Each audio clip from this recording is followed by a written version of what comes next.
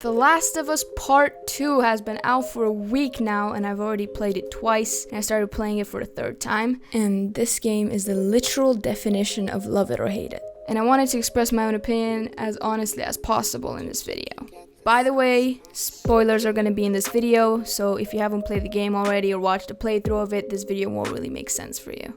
Also, I just wanted to say that the reason why this video took me so long is because I had to take time and process the events of the game and play through it a second time so that I can kind of really understand what happened, because this is a game that takes a while to process.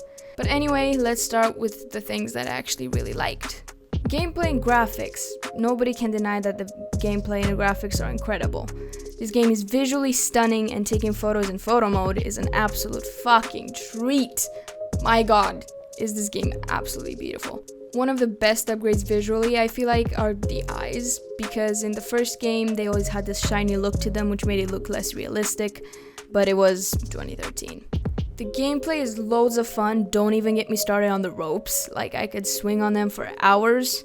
But one of my favorite things that they've changed from the last game is the dodging system. To be honest, it is quite difficult to get the hang of it at first, but after you start to figure it out, you feel like a badass. Also, these new melee animations are amazing. The environment is so beautiful that it made me actually want to explore and take in the scenery, which I've never wanted to do before in any game. I got the Sightseer trophy in the first day of playing it, which is crazy. Unlocking saves was also a nice little change. You actually have to use your brain a little bit to figure out the combination. The workbenches in this game. The new weapon upgrade system is amazing. I was gonna say stunning. I've never seen anything like it before. It's actually fun to upgrade your weapons. You can actually see Ellie screw things together and stuff like that. You know, actually upgrade the weapon. You don't just hear sounds like you did in the first game. That's about all I have to say about the gameplay and graphics, because they're all undeniably amazing. The gameplay and graphics were totally a 10 out of 10 for me. Now the soundtrack. There's not a lot to say, it's just an absolutely beautiful soundtrack. Another masterpiece by Gustavo, I can't pronounce his name at all. To be honest, I've paid more attention to the soundtrack in the first game, but when I listened to it separately on Spotify, I thought that the soundtrack to part 2 is better than part 1, but that's just my opinion. Of course, the soundtrack's a 10 out of 10. Now for the part we've all been waiting for, the story. I'll say this right now, it's not as good as I expected, but that's not to say it's bad. I'm actually one of the people that enjoyed the story. I actually knew about Joel's death before the game came out because I saw it on Twitter. I didn't see the actual video, I just saw that. I just heard that his head gets bashed in with a golf club. This part didn't bother me though. My problem was how quickly it happened. It just felt rushed. I mean, they killed him in the first 2 hours of the game. Like, that's way too quick. You could have waited another, I don't know, 2 hours, 3 hours. I don't know what else to really say about this. It was just the most heartbreaking scene I've ever had to watch in any game or movie for that matter. And I don't wince at death scenes, but Joel's death just really, really broke my heart. I sobbed like a baby. Let's not even talk about Ellie standing over his grave in the next shot.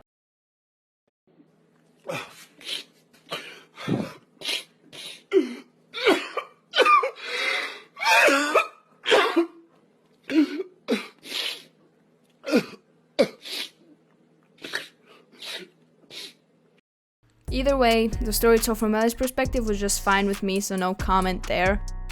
Abby, on the other hand, this part bothered me a lot. And I mean, it totally killed the mood. I didn't feel like playing or even watching the cutscenes, but I had to. The first time playing as Abby was a total pain in the ass. And I know I'm not the only one who feels this way, but to be honest, I couldn't help but think that this kind of parallel storytelling, or whatever the hell it's called, is actually pretty cool. I guess that part of the story was to make you sympathize with Abby and feel for her in a way. Oh, look at her! Joel killed her dad, boo-hoo. I honestly couldn't care less about Abby. I think that the most interesting part of Abby's journey is when Lev and Yara were introduced.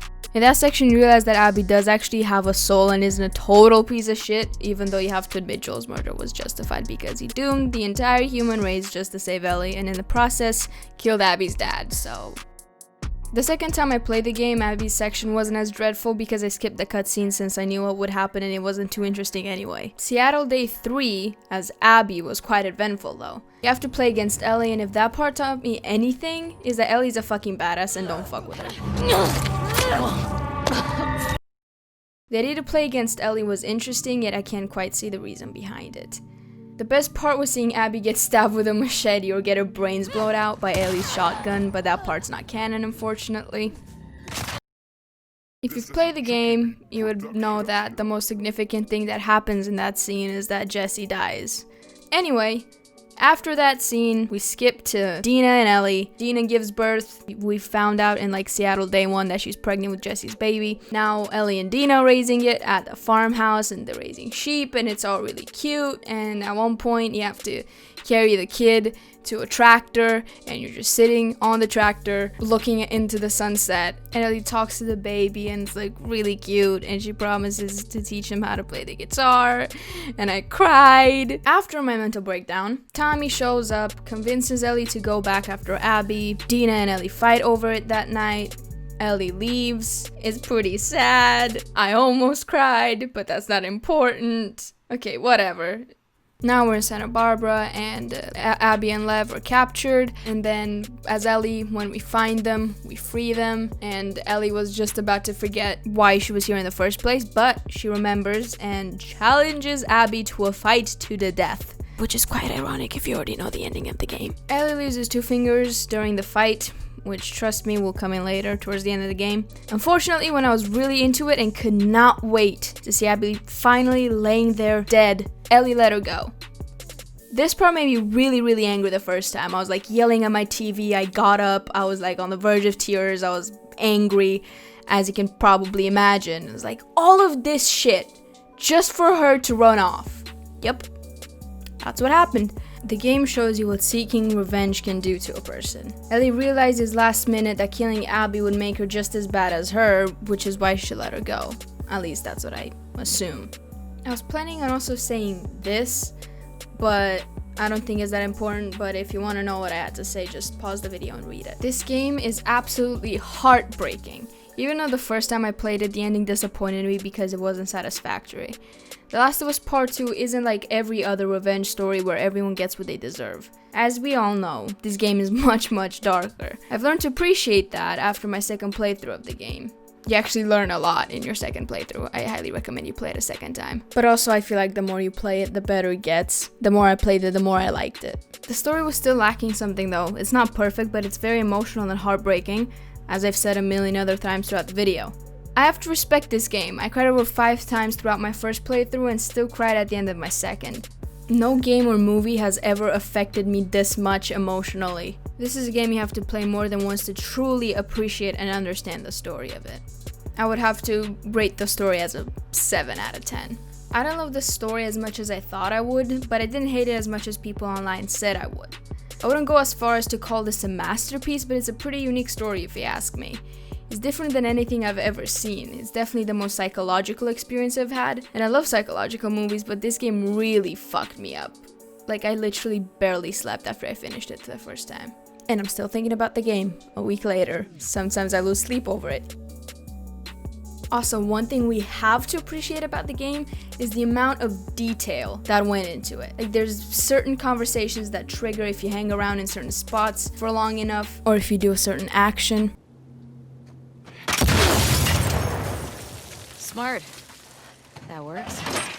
Yeah, seen Joel do this. Hey there, Bear. Yeah, okay, since you asked so nicely. Sorry, buddy. My bad. It's really cool. Every time I played it, I discovered a new conversation. It was just like the coolest thing ever.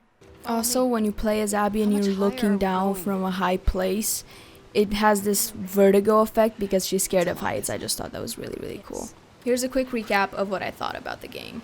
Gameplay, graphics, and soundtrack are amazing, but I feel like they rushed Joel's death and Abby's story is quite boring and the ending feels slightly unsatisfying. Overall, for the game, I think I'd have to give it about an 8. I'm giving it an 8 because the positives outweigh the negatives, in my opinion. It's just an incredible game overall. So anyways, that's it. I'll see you guys in the next video. And by the way, I might do a The Last of Us Part 2 walkthrough when Grounded comes out. But until then, we'll have to wait.